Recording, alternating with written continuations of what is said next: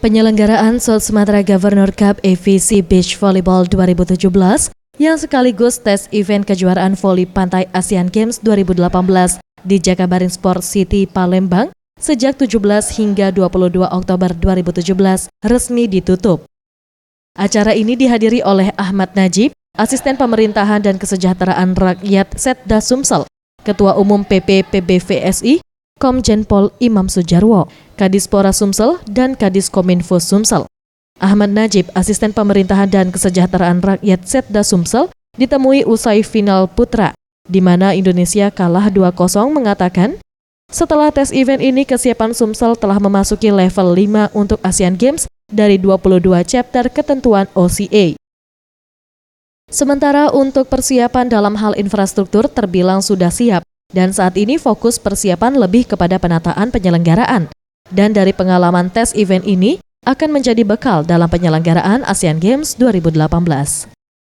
Persiapan untuk Palembang ini secara infrastruktur sudah siap. Nah, kita sedang beberapa pembedahan dalam rangka organizing committee penyelenggaraannya. Nah, ini tadi sudah disampaikan bahwa dengan tes event ini kita mendapat pengalaman untuk di penyelenggaraan nanti di Asian Games.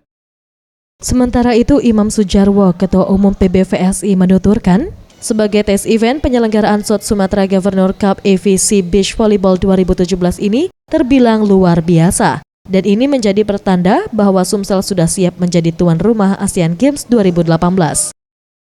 Kalau kita lihat ini sudah siap semua oleh asisten satu menyampaikan bahwa ini sudah siap lah. Artinya pada saat nanti dilaksanakan event Asian Games sudah siap karena ini adalah tes event. Ia menambahkan pada Asian Games 2018, tim voli pantai putra dapat meraih emas dan untuk tim putri ditargetkan perunggu. Anugrah Sandi Pratama, Sriwijaya TV.